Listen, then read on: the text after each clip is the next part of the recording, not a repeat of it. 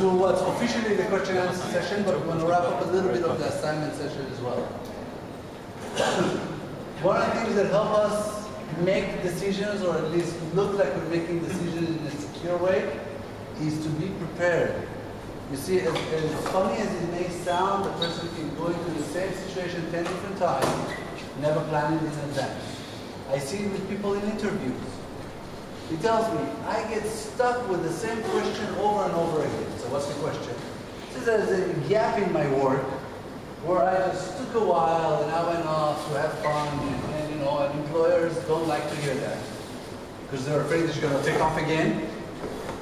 And I don't know what to answer. I say, how many interviews have you been on? I don't know, about 10. 10 interviews. You never thought about finding a solution to this problem? So you go into a situation, you don't learn and examine it, you run into the same situation again until you have a solution to that situation. Plan your dates. Plan your meetings with friends. Plan interviews. Plan work discussions. People say, I want a raise. It's time for me to get a raise. They don't promote me at work. I said, did you ask for promotion? Yeah. How did it go? Not very good. What do you think you need to fix? I don't know. I say, okay, let's play the guessing game. What would you guess you need to fix? I don't know, maybe the way I talk. I said, show me. And he did. I say, okay, can you talk like that? He says, yeah, that's good. What else? I say, maybe I should be more assertive. I said, try it. Worst case scenario, we'll look for a new job for you. Go try it. How assertive should I be? I don't know, try it. What's the worst that could happen? You get the idea? Play it out in your head. Now, after you did this assignment, where you realize how psycho you are, you're not going to be so afraid to play things out in your head because your imagination is going to narrow down a little bit. You're going to go back into the wait, you know, it's not that bad. Reality is not as crazy as I imagined it. What? The fear is not too big. Exactly. The fear is not, the monster is not as big as we fear it to be. The only thing we have to fear is fear itself. Or a big guy with a bat coming after you in the middle of the night. That also you should fear. That also you should fear. You don't have to, but you should.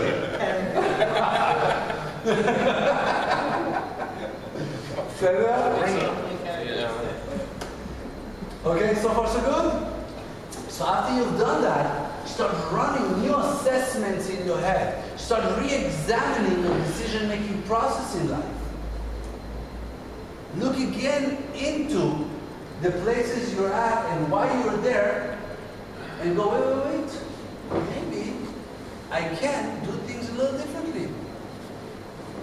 Maybe the decision I made should be challenged. Challenge them. It was interesting. I was driving my car back in LA, and LA is, you know, the city of bumper stickers. Everybody's got to have an opinion. And you got to post their opinions everywhere. It was before Facebook, so they only had the bumper stickers. Yeah, that's what you post. And that's where I would see my first sticker. No, it was even more extreme than that. It said, question everything. Okay. And I said, you know what, I'm going to adopt that. Be careful, that's why I became religious. You've been warned. You've been warned. I became, because I questioned everything. Okay? We were so streamlined in our way of thought, that I stood and I said, okay, wait a second, let's question everything from scratch. Let's go. You claim you're my father, prove it. You claim you're my mother, prove that too. And don't bring me any black and white pictures. That's not proof, okay? We get the idea? Question everything. This happened. Okay? Marriage happened, kids happened, a few things happened, be careful. But that's what it said. Wait. It says, who says that this is a proper value? One should not kill another human at any cost. Says who? Why? When? I'm not saying saying it's right or wrong. I'm saying question it. Start questioning. We said that values are not circumstance-based, right?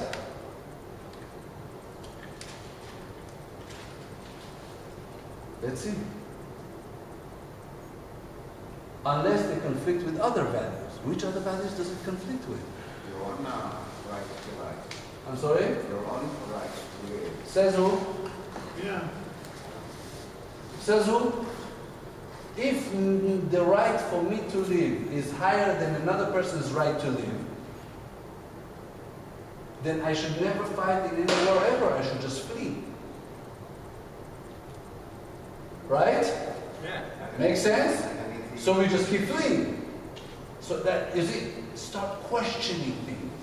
Now, here, in the comfort of your home. And you don't have to take it out to war, you know, just stay basic, you know.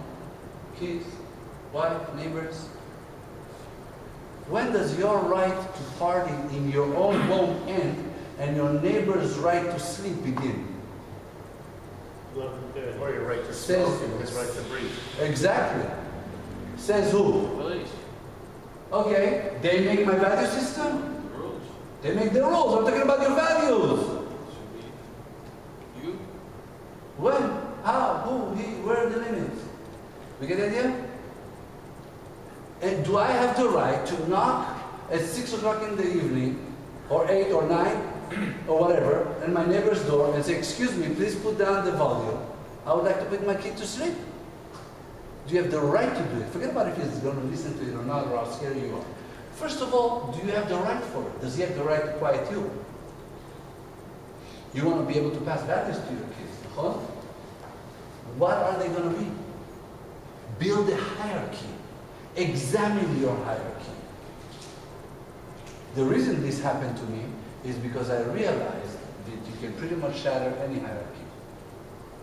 Because anything man-made can be broken by man. Which is when I decided to adopt not a different value system, because most of these values were already there, a different hierarchy of the value system. One that cannot be shattered. A godly one. Say that? So this kind of wraps up our previous session about decision making. How to be brave, how to go forward, knowing what you need and should do at any given moment. That's when you're good. The biggest problem with parents educating their kids today, they have no idea what's the right thing to do.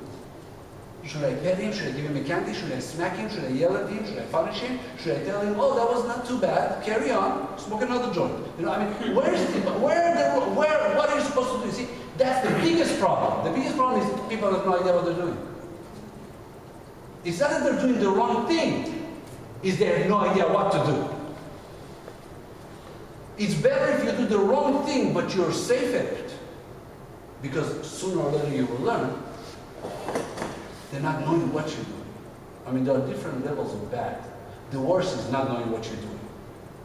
Better than that, doing the wrong thing. Best, go learn. But you can't always be right, and you can't always know everything before you have to do it. Be secure in what you do. You get the idea? When you sleep on the dance floor and fell, say you meant to do it. We get it? We giving up the, Run the scenarios, do it. So that? Now, we want to do a quick question and answer session, and if we have time, Lily will tell us when it's time. I would like to sneak a little something in for Passover before we go into Pesach. Sounds good? Everybody happy? Good. Question answers? Nobody? Yes. Reference, like you mentioned before, choice we make sometimes in work. I was in a position, sales position, where you had to basically lie. And I decided to leave that place, but many people do stay because they need to make money, and maybe they don't have a choice or they don't have a high appreciation of that value. So what's your take on that? lying on work in order to have parnasa and to survive? It depends on who's giving you a parnasa. If your boss is the one giving you a parnasa, then you play by his rules. If God is the one giving you parnasa, is only using your boss as a means, play by his rules. Who's giving you a parnasa? Boss that you hire him. Then you play by his rules. Or find another one. Oh, find another one. You understand what I mean? The question is, who do you think is giving you the parnasa? Not who's handing it to you. I understand. Otherwise, you're going to have to do what the mailman says. Okay, it's up to you. You have to make the decision. You have to examine the reality, study it, make a decision. Who's giving you parnasa? And by the way, this is how God also governs the world. When a person believes that his boss is giving you parnasa, God says, okay, I'm pulling my hands out of it. Handle each other. Let's see how well you do. And then your boss unleashes his evilness upon you, and God is saying, hey, he's giving you parnasa, get along. But if you come and say, I know God is giving me parnasa, but he has a means, he's not going to send me a check. 10,000 shekels, signed God. Okay, it doesn't happen, okay? So he finds natural means to govern the world. So he happened to use these idiot as the means of providing me with an income. Okay? Then I have to play by whose rules?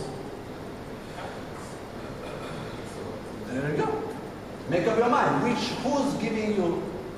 providing you with the salary? There's an element of ishtadlut too. נכון. Ishtadlut is within the system. Ishtadlut is not outside the system. Okay? If my boss is a hospital manager and tells me, look, I need you as a good employee, you should do ishtadlut, go find me a liver donor. And I can't find a liver donor. So I kill somebody and grab his liver and come back. And he says, what have you done? I said, ishtadlut. Ishtadlut. Are you crazy? Get out. Ishtadlut. Ishtadlut. Human effort.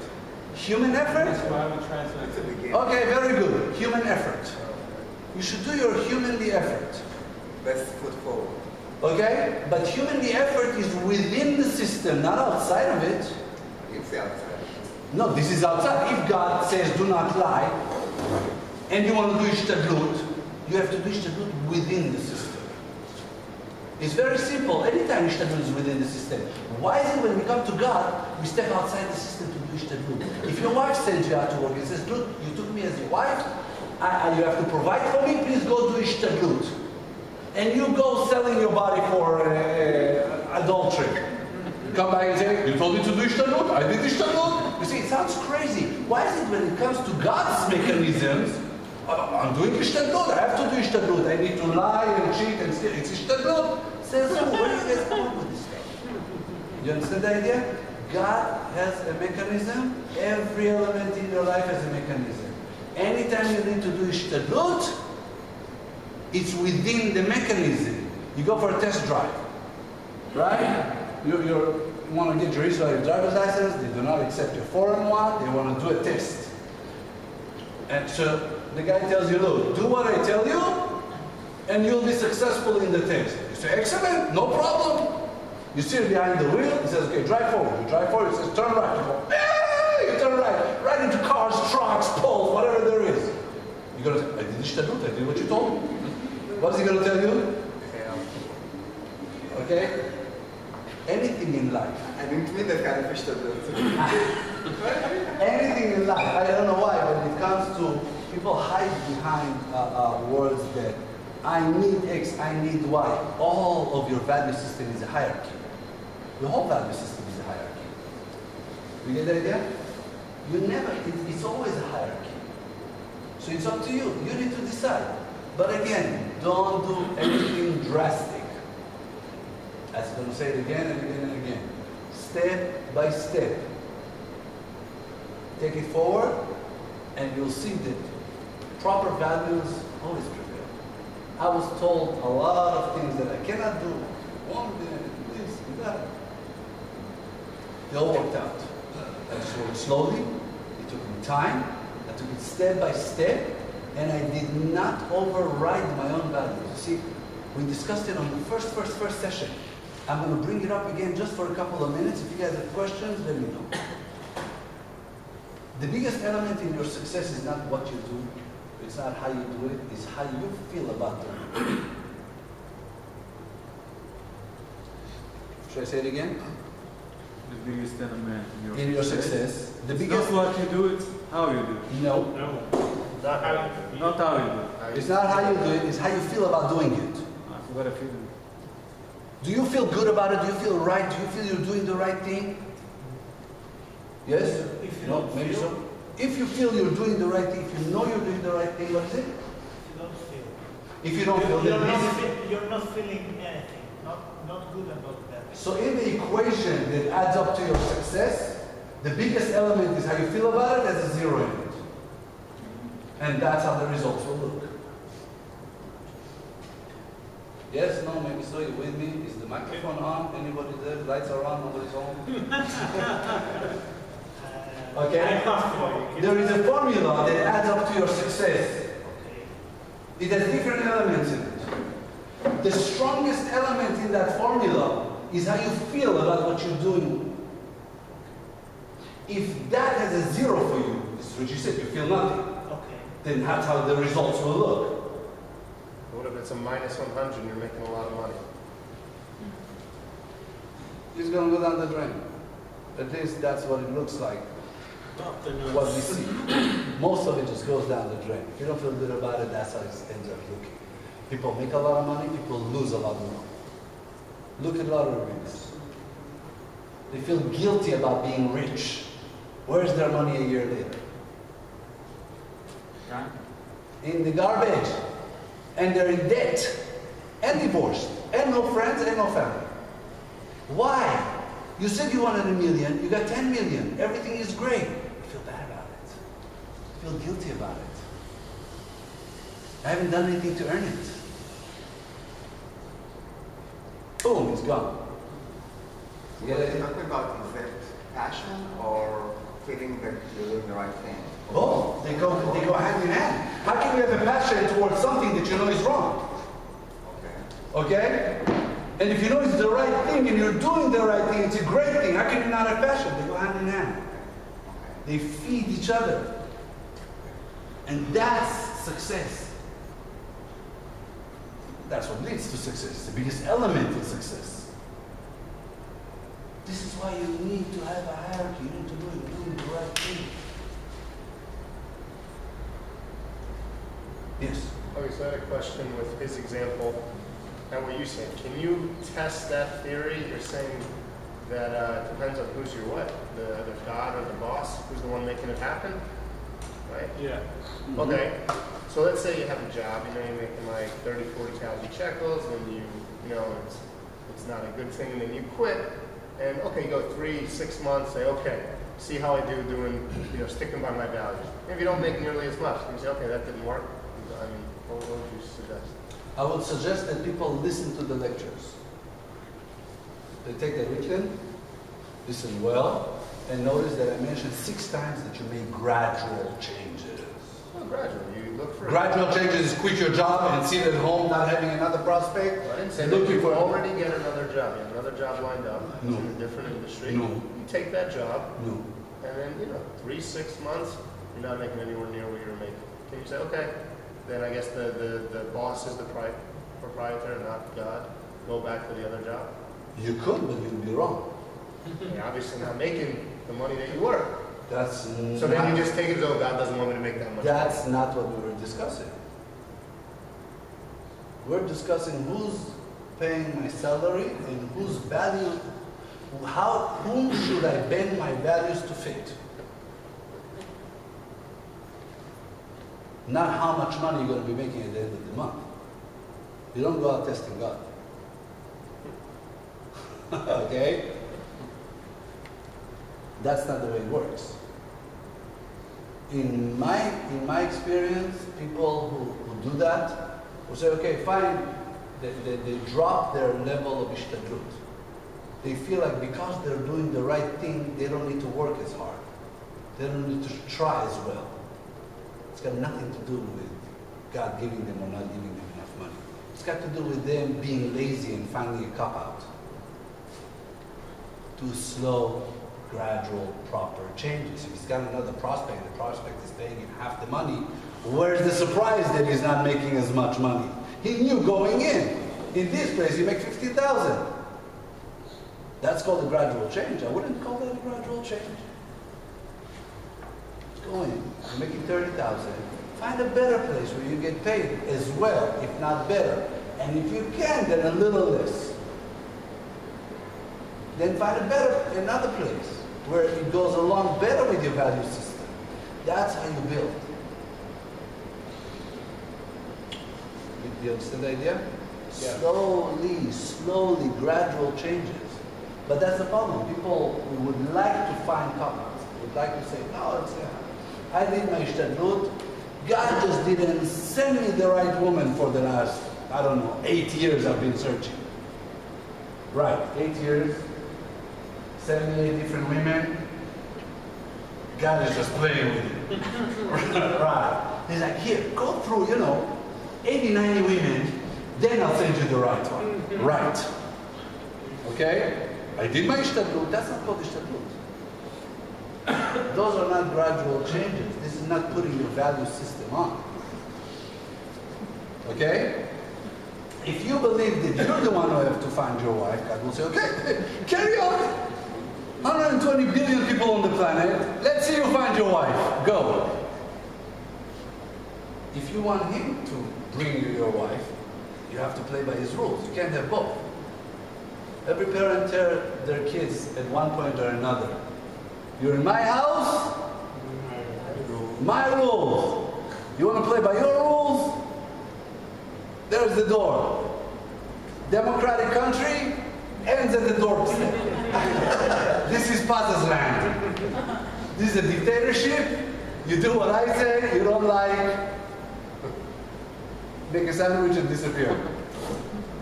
Nachon? There you go, that's the rules of the game. As long as you're under my roof, I'll make sure you've got food, I'll make sure you've got heat, I'll make sure you've got a place to sleep. I might even let you use my laundry machine. Okay? I'll take care of you. You gotta play by my rules, you're under my, you don't want to? Bevakasha. Look at that. This is pretty much what happened to Jewish society, and this is how we're going to step right into Pesach. Thank you for opening that door for us.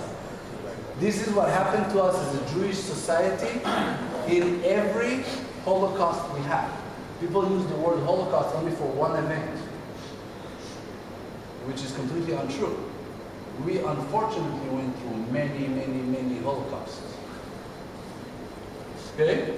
One of the greatest we celebrate the survival of is right now, Pesach. We're about to celebrate survival of one of the biggest Holocausts the Jewish nation went through. Way more than 6 million people. The numbers are staggering what went on in there. Okay? How many Jews were lost? How many Jews were about to be lost? How many Jews were lost? Not about. How many Jews were lost?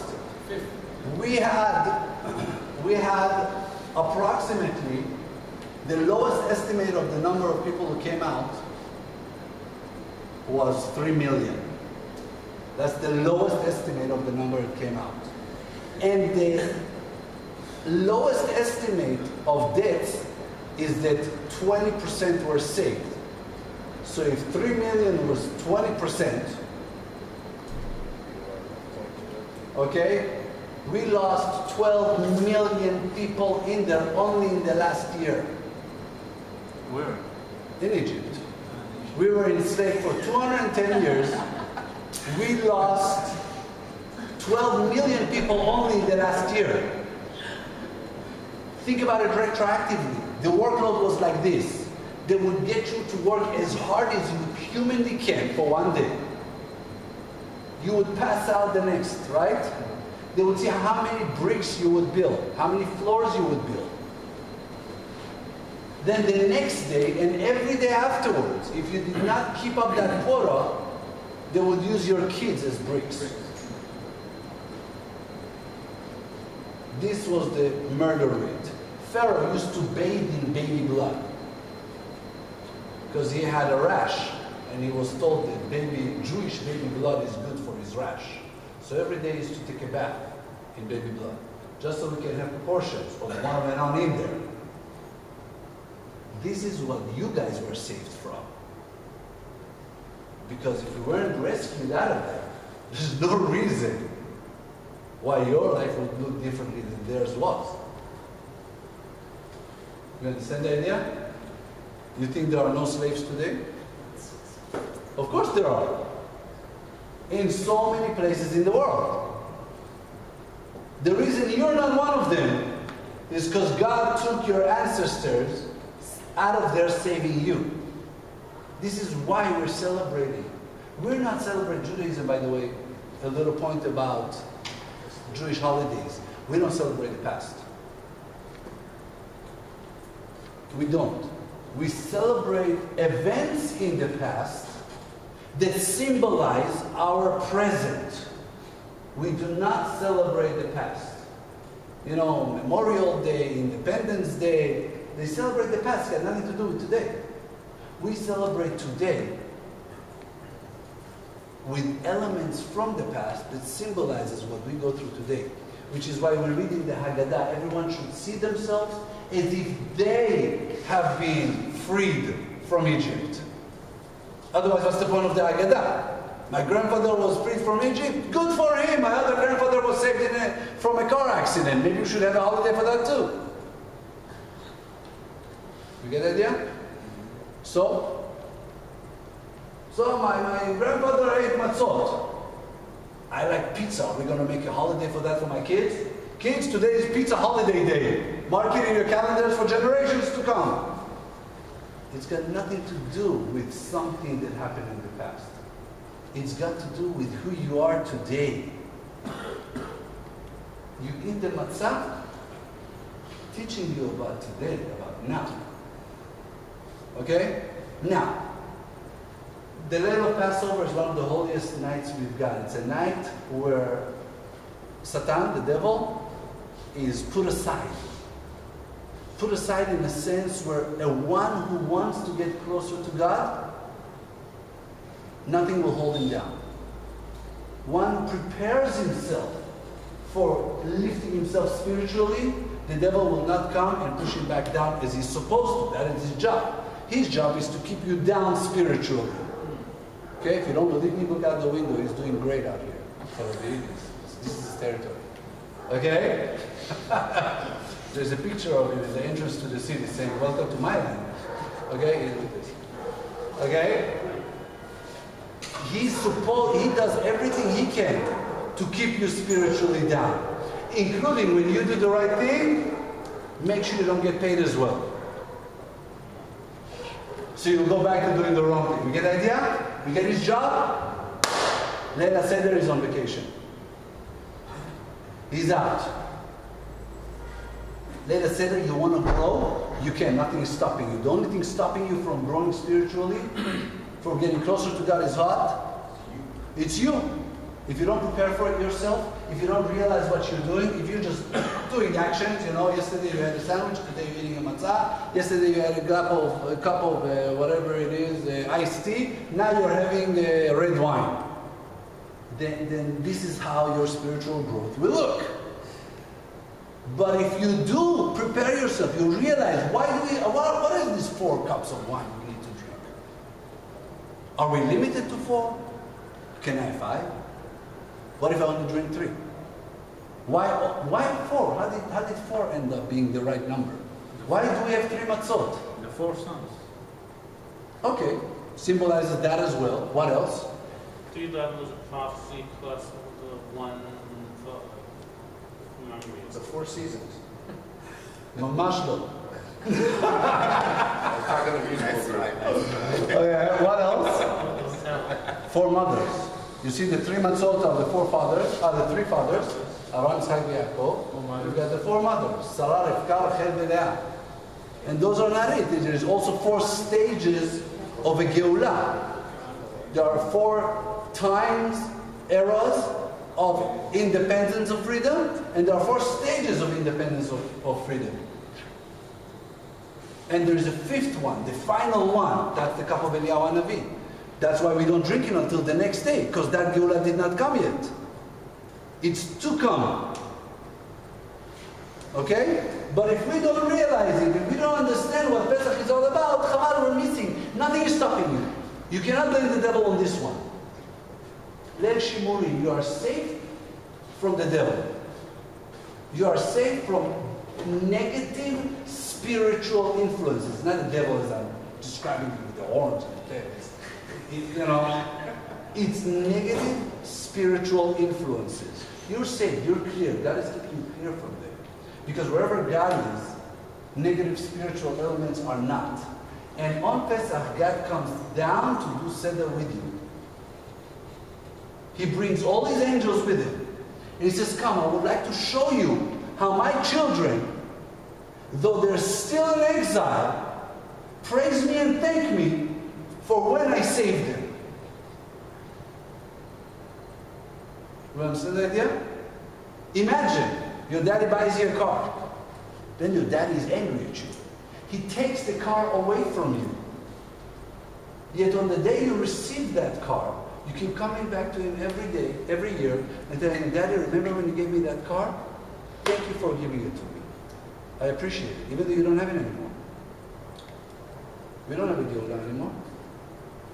Yet we thank him for it. He says, dude, these are my children. They love me, for me, not for what I do for them.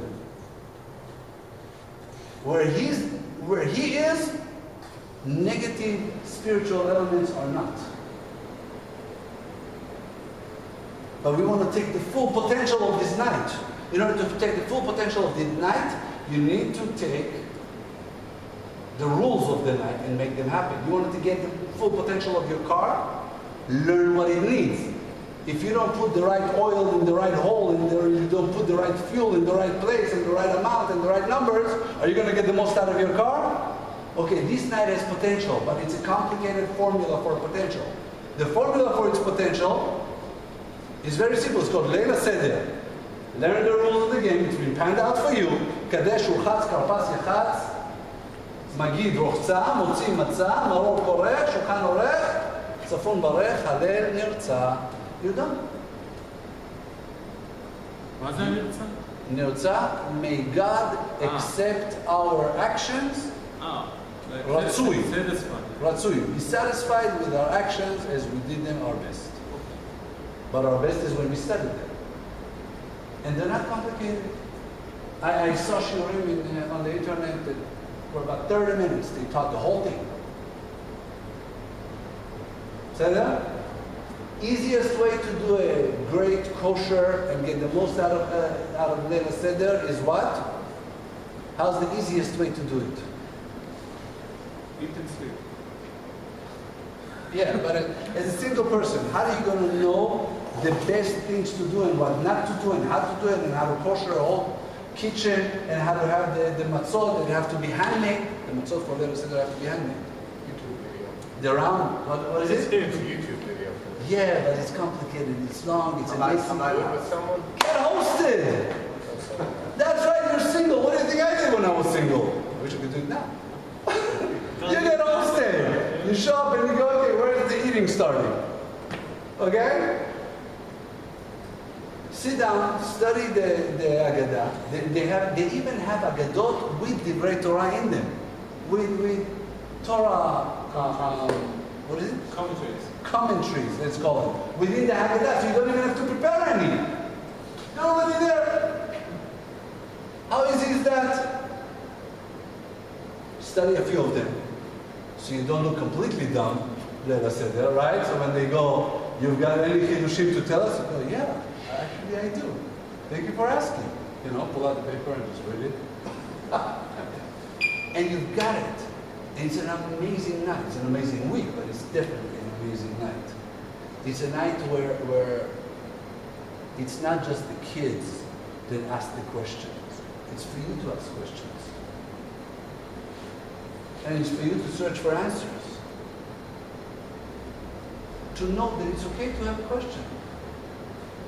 It's okay to have a question. It's okay not to know. And I'll do my best to learn. And if I won't find an answer this year, I'll get a whole year to come up with one. Or to find out one. Until next year. It's a night where our faith becomes a reality. It's no longer a theory. It's real. This is the level they achieved in the original Pesach. In the original time when they were rescued, in the original time when they became free people, there is a pasuk in Tehillim that says, Ze Eli va'anvehu. It says that the babies who were saved pointed at God on Yam Suf and says, this is my God. They reached a spiritual level where they could actually see God, whatever that means. It doesn't have a body, so I don't know what it means to see God. Maybe the feeling, the inner feeling. Whatever it may be, I don't know, I wasn't there. Well, I was there. It says that Everyone was there. we were there in soul form. Kabbalah talks about God's body. Hmm? Kabbalah talks about God's body. No, it's not God's body. It's what we understand as body parts of that element, functionally. And for us, a body, even if it's dysfunctional, it doesn't work, our arm, it's still an arm. For God, it's the way He interacts with us. Not to be confused. One of the basic elements of Judaism is that God does not have a body. From the Rambam. Very good. From the tree. But according to church, it can be appeared as a human being, right? Because Not God. there was an image of a warrior that The Messiah. It's the way He interacts with people. We see angels. Angels can form in a way that we can see them. But who was this warrior? That's what I'm talking about. It's His actions. You don't see Him, you see the way He interacts. He drowned them in the sea. By the way, one of the most beautiful things is that Shlomo HaMelech, and by the way, we're going to wrap up with this. Shlomo HaMelech tells his wife, honey, you're like a horse. And she's extremely flattered. Better than a cow. No, how feels now? Honey, not just like a horse, like the Egyptians' horse. Why? What's the connection? לא רצו להיכנס להם. Very good. The connection is as follows. You see, the Egyptian horses became one with the soldiers. It wasn't just the soldiers who wanted to kill the Jews. The Egyptian horses wanted it as well. They became one in their wishes and wants. So much so that the horse overcame his own instinct and jumped into the ocean. The horses were just jumped into the ocean with the riders. And they drowned, even though the horses know how to swim. They were drowned with their riders. There were 3 different levels of riders. There were evil, very evil, and super evil. Evil drowned quickly. Very evil drowned less quickly. Super evil, they took a while to drown. Okay? But they drowned with the horses because they had the same vision, the same goals. They were negative, but they were the same. How do you like the Egyptian horse? You and I, together, same goals. We fight together. We sacrifice for each other. Okay? Yes. Wasn't there something, I remember, I'm not sure if I'm right, where the bodies were like all gone and they kind of like stole the food from the fish or something? They had to make up for that sin. You hear about this? Not that I know of. Okay? I know that when the bodies drowned in the ocean, they were filled with the treasures of Pharaoh. Because Pharaoh promised that they didn't want to go after the nation of Israel. They were initially very afraid. They get a whole year of plagues. They didn't exactly want to mess with the Jewish nation anymore. So they decided they're still going to go after it. Pharaoh needed to give him some incentive. What's an incentive? Money, jewels, a lot of it. God made a miracle that all the jewels and the Egyptians surfaced and came down to the coast. And each enslaver lay dead in front of his slaves. Because the coast was huge. We're talking about 3 million people, Jewish, standing at the coast watching this thing happen. And then whoever enslaves you washes right to your feet. And whoever enslaved me washes to my feet. Along with a whole bunch of gold and jewelry and everything. And they stayed there for days just collecting all this wealth. They went into the desert, extremely wealthy. Extremely wealthy. So there's so much to be learned about what God did for us. Did you know that the frogs used to sneak into the Egyptians' stomachs when they were asleep? They would sneak into their mouth, go into their stomach. They would not die and just drive them nuts hearing the noises from the within. For 7 days. Horrifying noise. Okay? Did you know that when the Arbe, what do you call them? Locusts came and it ate everything around. There wasn't a green leaf to be found anywhere in Egypt. It was so bad they had night for 7 days. You know why they had night? The locust was so dense they could not see the sun. For 7 days. So they said, you know what? At least we'll eat locusts. They started killing them and jamming them into jars and pickling them because they would eat pickled locusts. When God at the end of the 7 days decided to take away the plague, He revived the dead locusts and they were gone too, for the Egyptians to have nothing left. So the dead locusts out of the jars came back to life, popped out and disappeared. When God brought the animals in, the different mean animals, He brought every animal with his climate. So if you would bring I don't know, something out of the forest, He would bring climate forest. If you would bring a polar bear, he would get cold before he shows up. So they had every mean animal on the planet attacking them at the same time. Everything, snakes and wasps and bears and lions from everywhere. You get the idea? There is so much to be learned. Why did God do that? What did He want to teach? What did He want to show?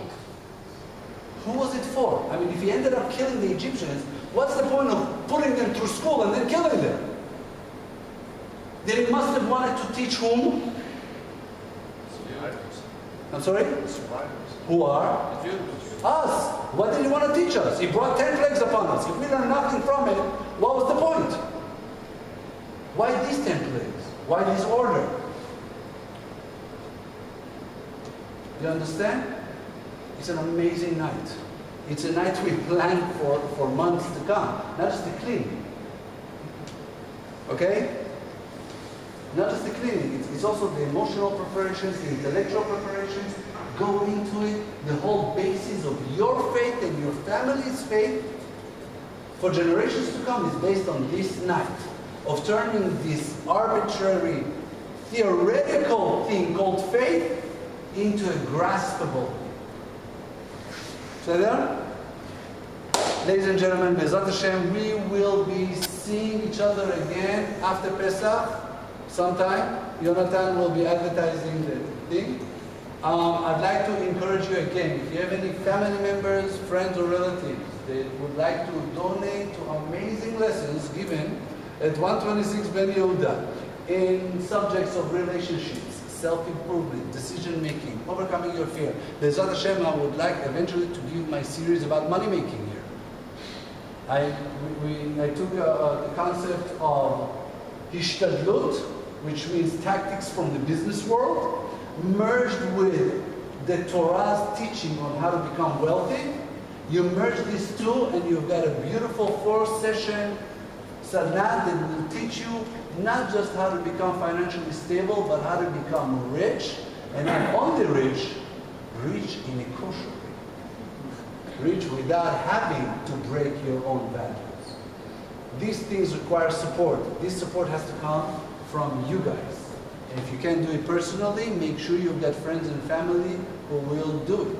We've received several donations from families of people, of single people who came here, and they saw the growth that their people were going from, and the parents wanted to donate, and it went a long way. I know 2 sessions that were sponsored by the mother of one young lady who came to this shiur and started making a change in her life. Say that? We have to donate physically. Yonatan Liman. Say that? If you have any questions regarding the materials taught here, or any questions about things that I did not teach you, feel free to nag me. And please nag me because there's no other way to get a hold of me. Leave me messages. Short ones. Yeah, you can take the phone number and leave me messages. Don't send me long emails. Basically what you want to do is send very short ones asking me when can you contact me. And ask me the questions. I would love to help in any manner I can. Thank you again, Yonatan, for making this amazing series happen. Thank you so much. Amazing. Be'ezrat Hashem, you should all have a beautiful and kosher Passover. Come back after Passover, tell me you all got engaged, and we'll start the series for the engaged couples. Laila Tov. Thank you very much.